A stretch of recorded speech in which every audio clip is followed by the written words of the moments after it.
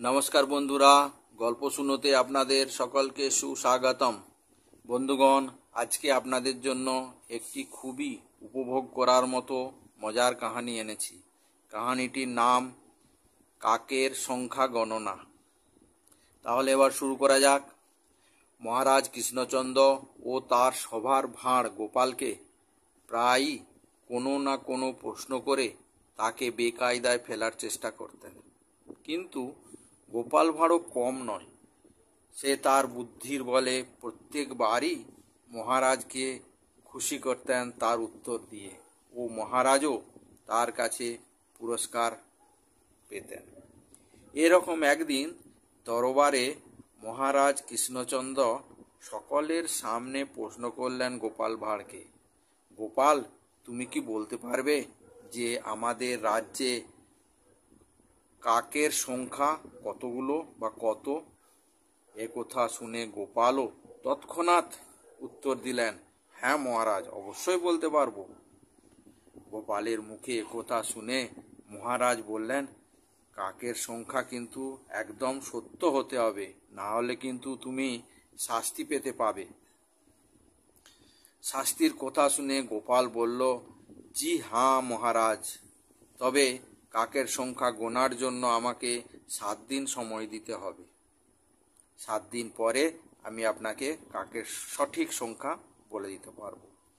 মহারাজ ও গোপালের কথায় রাজি হয়ে গেলেন। একথা শুনে রাজ দরবারে উপস্থিত সকল সদস্যরা ভাবল, আজ বোধহয় গোপাল আর বাঁচবে না, মহারাজের কাছে পুরস্কারের বদলে শাস্তি অবশ্যই পাবে। আর তাদের মনে খুব আনন্দ হতে লাগলো একথা ভেবে যে গোপাল শাস্তি পাবে।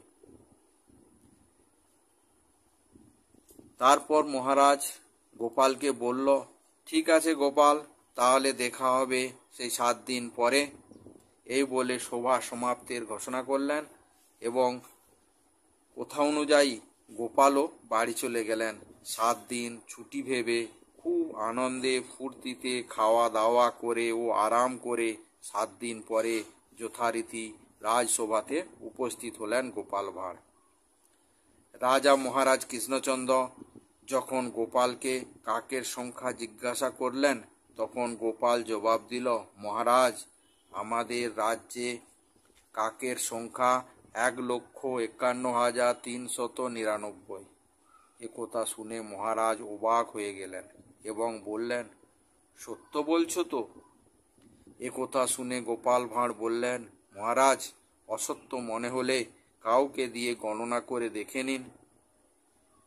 তখন মহারাজ বললেন, আচ্ছা, যদি গণনা করার পর কম বা বেশি পাওয়া যায় তাহলে? তখন গোপাল উত্তর দিলেন, মহারাজ, এরকম একদমই হবে না, আপনি নিশ্চিন্ত থাকুন।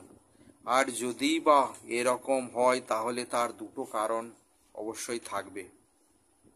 আবার মহারাজ জিজ্ঞাসা করলেন, কি কারণ হতে পারে?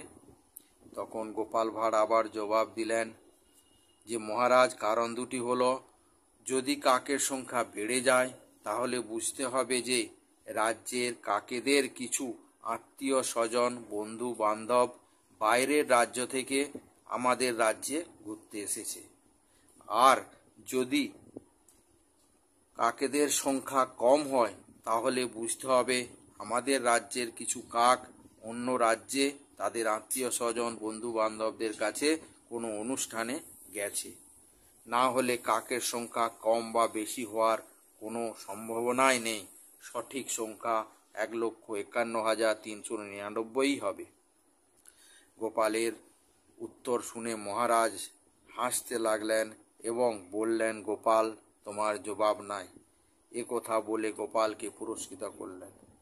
আর রাজসভায় উপস্থিত সব সদস্য অবাক হয়ে দেখতে লাগলেন।